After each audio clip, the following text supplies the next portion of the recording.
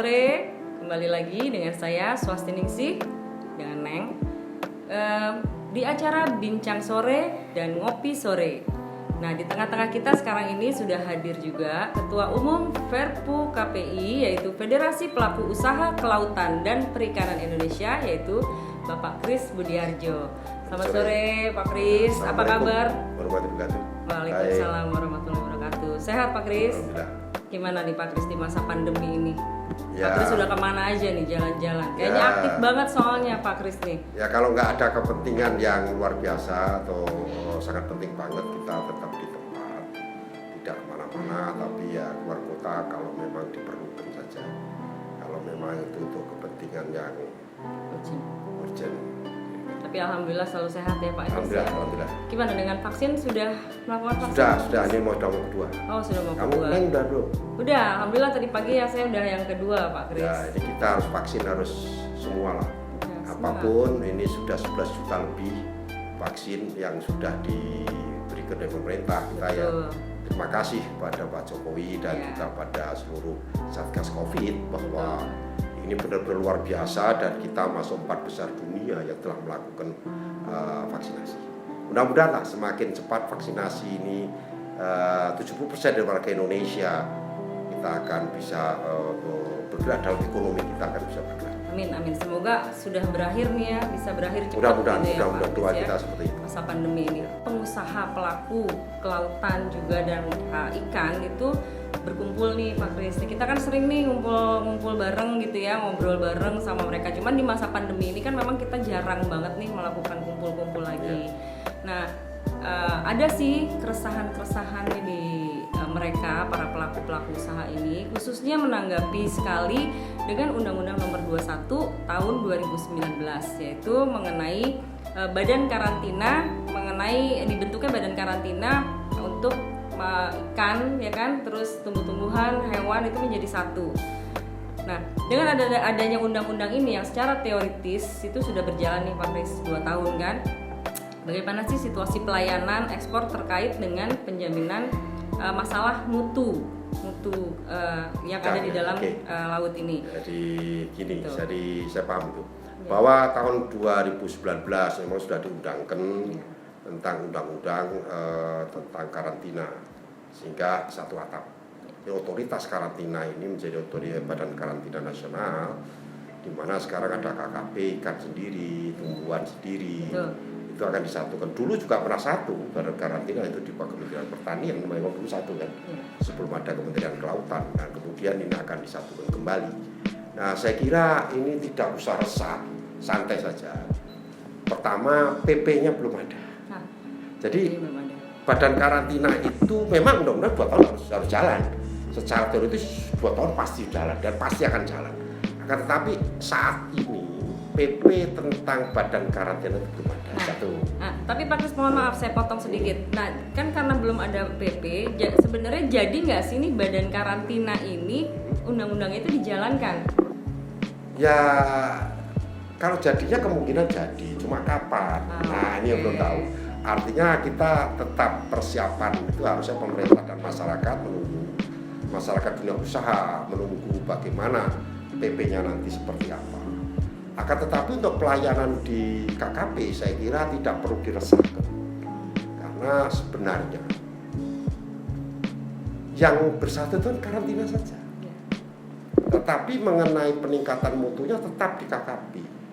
Artinya pendapat saya ya, seandainya tidak mencari hal yang sulit agar mudah, itu cukup Sekjen Kementerian KKP berkoordinasi dengan Menpan, ya, membentuk badan baru, atau tetap fungsi-fungsi pelayanan daripada soal mutu, izin dan hasab dan sebagainya itu tetap di BKIPM, tetapi K-nya dibuat ke depannya, ngerti nggak maksudnya? Ngerti.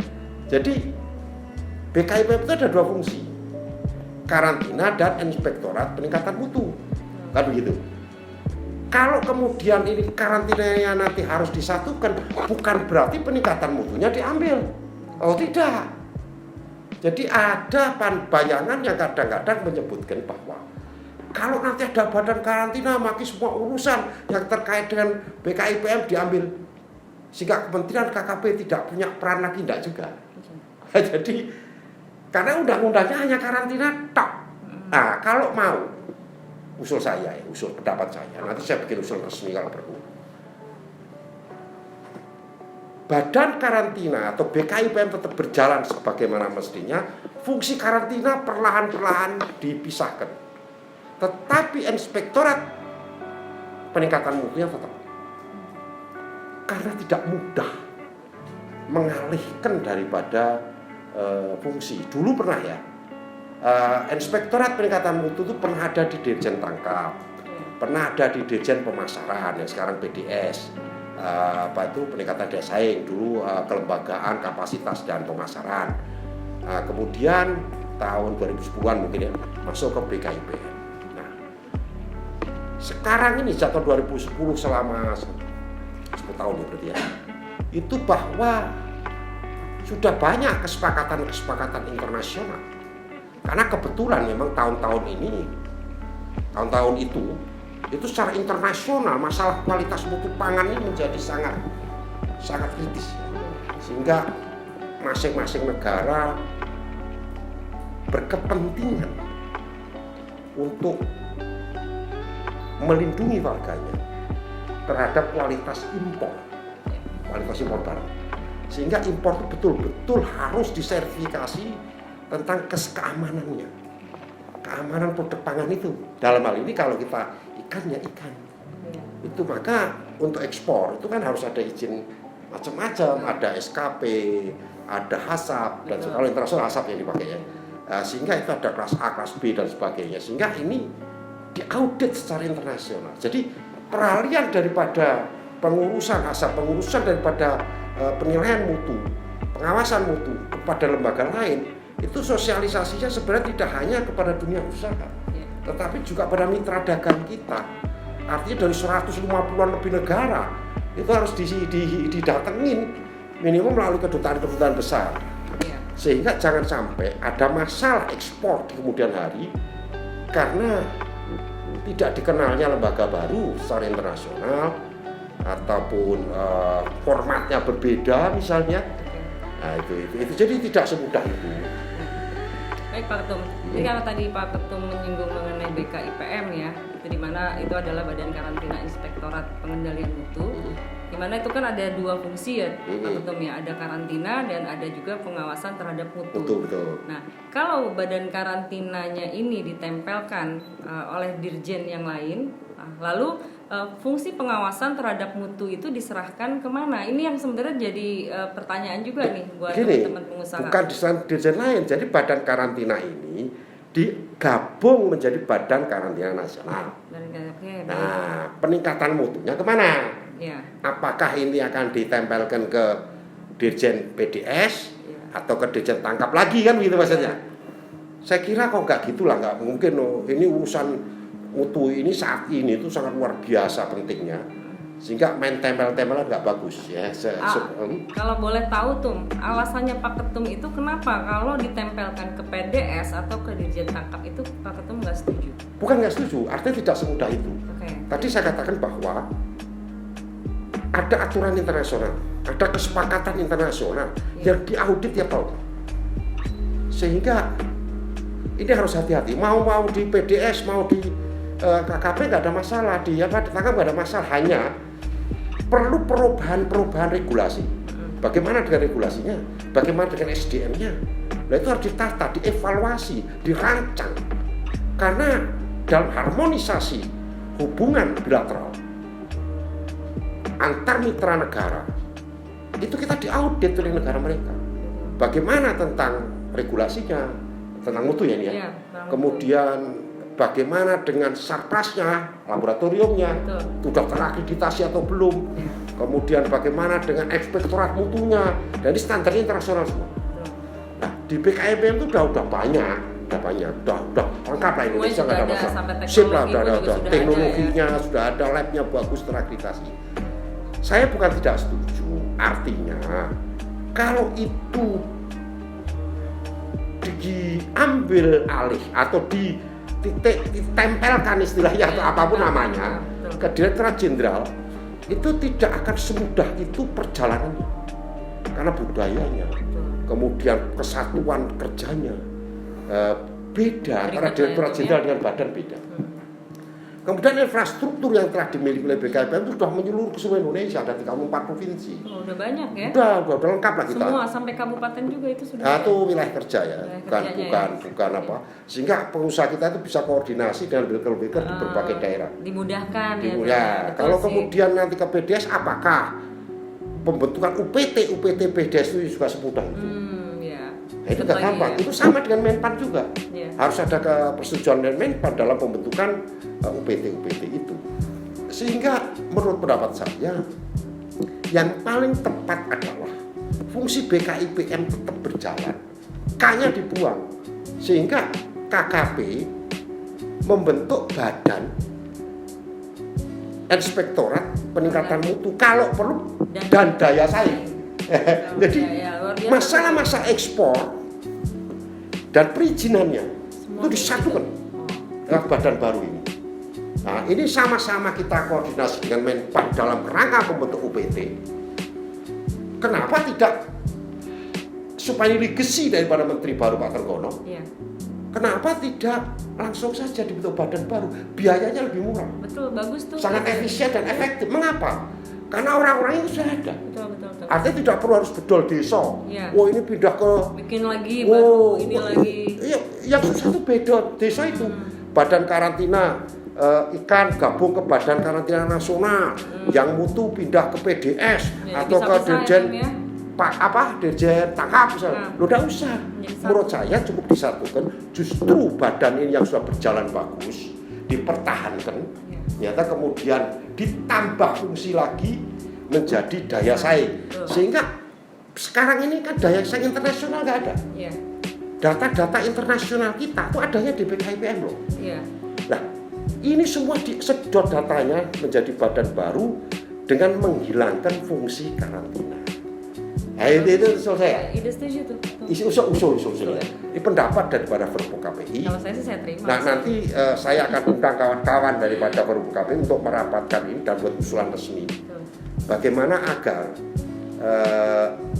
seiring dengan adanya Undang-Undang 21/19 yang berdampak pada tiadanya badan karantina di KKP, bukan berarti layanan peningkatan mutu harus tidak ada.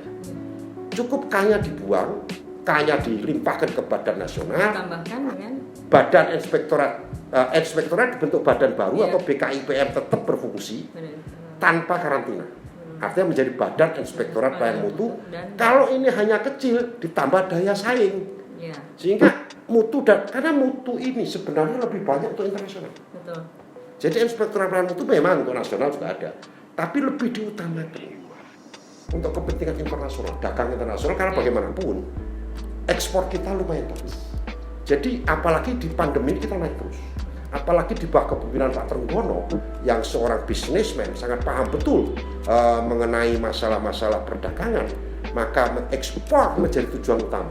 Karena sukses dan tidaknya Menteri KKP itu sebenarnya gampang kok nilai parameternya. Ekspornya naik apa enggak? Kalau ekspornya mandek berarti Menteri KKP kurang bagus. Gitu aja. Jadi parameternya mudah sekali. Nah, oleh karena itu apabila badan karena kaitannya masalah peningkatan mutu, adanya HACCP itu lebih banyak untuk kepentingan internasional, alangkah efisien dan efektifnya apabila BKIPM dihilangkan K-nya tetap berfungsi, sehingga menjadi badan inspektorat peningkatan mutu dan daya saing. Nah, sehingga semua perizinan SKP yang selama ini diada oleh PDS misalnya bisa digabung ke mana itu? BIPM tadi. BIPM. Jika infrastruktur yang sudah dimiliki dan aset-aset yang sudah dimiliki oleh KKP tidak harus berpindah tangan, tidak harus pelimpahan aset itu gak gampang. Betul. Itu kadang-kadang bikin disclaimer dalam pemeriksaan BPK terhadap masalah-masalah manajemen aset. Nah, ini aset itu masih ada kan? Ya. Nah, aset yang ada yang dimiliki KKP ini dikelola oleh BIPM tanpa K. Nah, sehingga sambil menunggu undang-undang Dan PP. berlaku, Undang-Undang 21, Ya. sambil menunggu PP PP-nya juga. terkait dengan pelaksanaan Undang-Undang 21 2019, Ya. maka KKP saya usulkan untuk menyiapkan badan dan fungsi-fungsi pelayanan terhadap masalah-masalah yang terkait dengan mutu tetap melekat di BKIPM sementara ini. Ya. Nah, sambil menunggu proses itu, disiapkanlah badan baru yang namanya Badan Inspektorat Pelayanan Mutu dan Daya Saing. Kalau itu terjadi, Pak Trenggono Menteri yang top markotop kira-kira seperti itu. Ini lagi kesini Berarti kita dukung ya Pak ya, Menteri ya. Kalau jadi nggak usah terlalu ribet, ini efektif, efisien, sama kerjanya sama. Iya. Usulan terhadap pembentukan badan kepada Menpan. Sama, kalaupun dialihkan ke PDS atau tangkap, sama kita membentuk UPT itu juga rekomendasi atau persetujuan dari Menpan. Nah ini kan nggak mudah, bentuk UPT baru nggak mudah. Iya.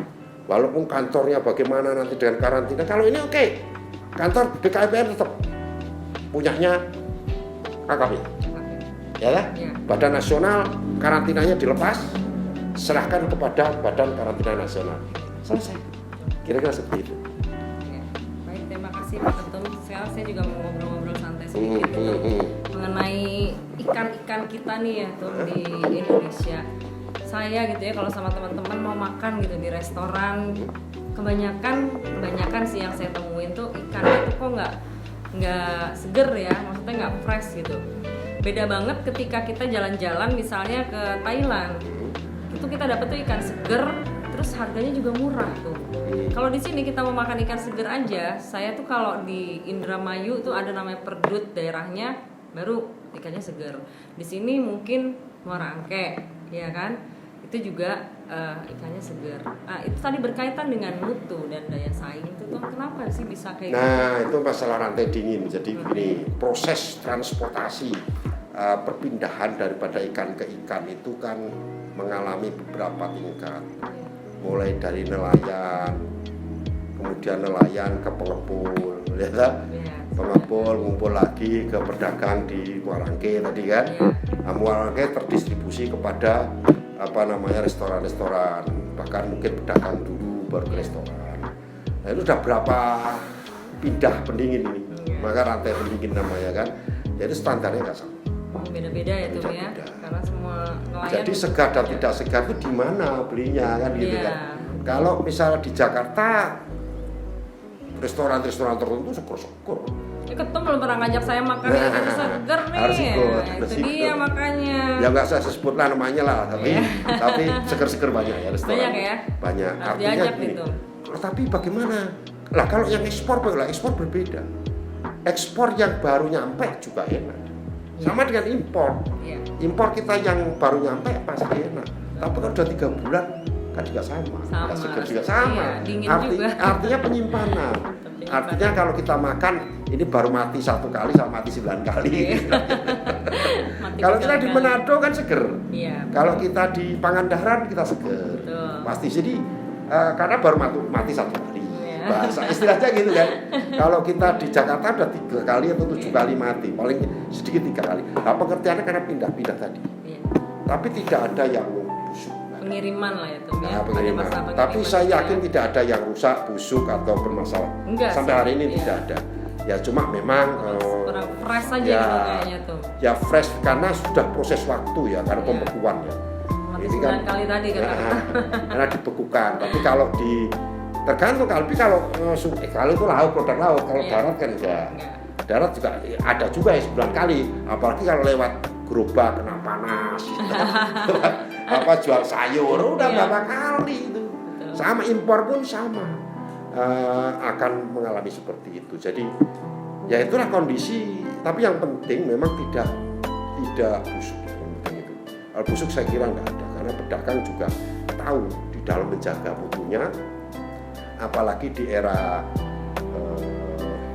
sekarang ini era milenial ini apa namanya media sosial itu kan mutu sangat dijaga ya semua orang 1 kali kena busuk bahasa Indonesia tahu sedunia tahu gitu. Kasihan ya. Saya menjaga, saya yakin semua orang kualitas harus betul-betul terjaga.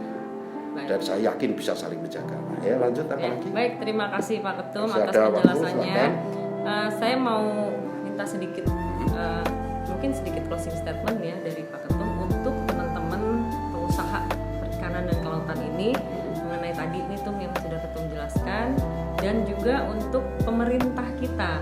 Itu kan tadi kan kalau kata Ketum kan BKIPM kalau bisa K-nya diubah kan. Itu kan berarti kan harus ada strategi komunikasi ataupun koordinasi antar lembaga ya Pak Ketum ya. Ya. Nah, boleh tolong di ini nggak Ketum? Ya, baik teman-teman pengusaha, saya harapkan tetap tenang. Saya kira tidak akan terjadi chaos tentang masalah pelayanan administrasi terutama negara tujuan. Yang dikhawatirkan kan begini sebenarnya ya, banyakkan itu saat saya tangkap dari WA teman-teman tadi yang saya baca juga, bahwa apabila ada perubahan pelayanan yang selama ini BKIPM kan sudah 1 hari selesai misalnya gitu kan, kalau kemudian nanti di lembaga baru seperti apa ya, saya yakin dalam hari ini kementerian atau Pak Menteri melalui Sekjen sudah bisa mengantisipasi itu. Hanya saja memang yang dikhawatirkan adalah bagaimana hubungan internasional, terutama masa administrasi. Jangan sampai ada masalah. Saya yakin tidak, dan himbauan saya kepada pemerintah, terutama Kementerian KKP adalah bahwa peralihan ini tidak usah tergesa-gesa, karena bagaimanapun harus dirumuskan, dikaji kembali. Kajian lama tentang perpindahan Inspektorat Pelayanan Mutu dari Dirjen Tangkap ke PDS itu apa pertimbangannya, dari PDS ke BKIPM apa pertimbangannya. Nah itu harus dibaca kembali, dikaji kembali, dan bagaimana perkembangan layanan publik terhadap masalah Inspektorat Pelayanan Mutu, pengawasan mutu selama di BKIPM. Nah sehingga perpindahan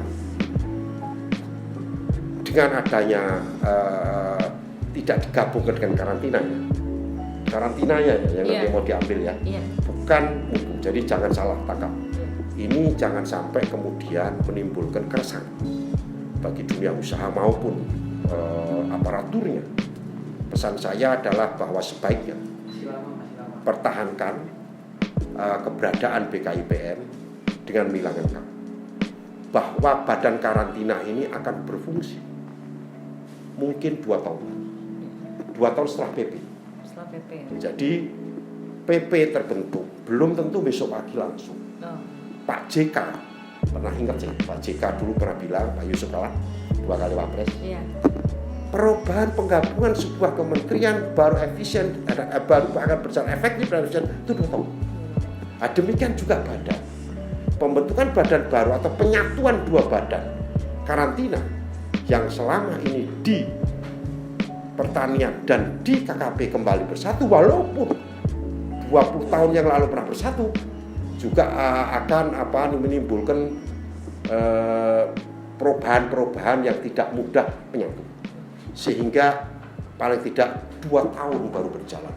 Oleh karena itu pada Kementerian KKP, terutama Pak Sekjen dan staf khusus, staf ahli Pak Menteri, supaya melakukan kajian secara mendalam, usul kami tetap pertahankan BKIPM dengan menghilangkan karantinanya sehingga menjadi BIPM, Badan Inspektorat Pelayanan Mutu, apabila perlu, dan daya saing, sehingga urusan-urusan internasional, urusan-urusan ekspor itu hanya satu pintu, yaitu melalui Badan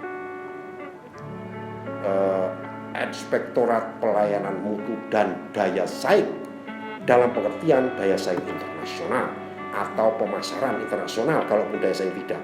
Jadi artinya Badan Peningkatan Mutu dan Pemasaran Internasional atau pemasaran saja atau daya saing, monggo. Tapi intinya adalah bahwa hal-hal yang sudah berjalan bagus dan infrastruktur yang telah dimiliki, baik inspektor mutu yang berada di wilayah-wilayah SDM-nya, sarana prasarana melalui laboratorium yang dimiliki oleh KKP tetap tidak mubazir, tetap bisa berjalan aset-aset KKP di berbagai daerah tetap dapat dimanfaatkan dengan baik oleh badan baru, yaitu Badan Inspektorat Pelayanan Mutu. BKPM tetap berjalan, kayaknya dihilangkan. Sebelum itu berjalan, maka seluruh peran dan fungsi daripada BKPM tetap dijalankan sebagai nama mestinya sampai selesainya PP, dan kemudian persiapan terjadinya penyatuan Badan Karantina Nasional. Setelah PP itu diundangkan, kemudian dipersiapkan adanya Perpres tentang pembentukan badan, atau cukup dengan permen yang melalui persetujuan Kementerian Pendayagunaan Aparatur Negara.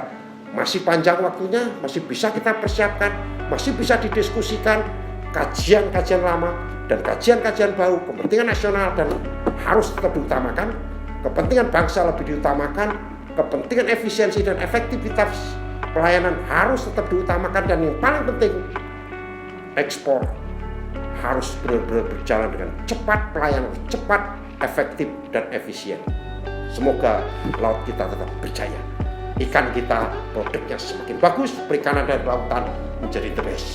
Ya, mantap ya Pak Ketum, ini belum saya tutup, beliau sudah langsung tutup. Baik, terima kasih banyak Bapak Ketua Umum Perpu PKI, Perpu KPI, Bapak Kris Budiarjo, yang sudah hadir di acara Ngobrol Sore. Terima kasih banyak Pak masukannya, dan buat teman-teman pengusaha tetap tenang, jangan resah, yang penting semangat dan sehat selalu. Jaga kesehatan, protokol kesehatan tetap dijalankan, pakai masker, cuci tangan, dan jaga jarak. Terima kasih banyak. Assalamualaikum warahmatullahi wabarakatuh. Selamat sore.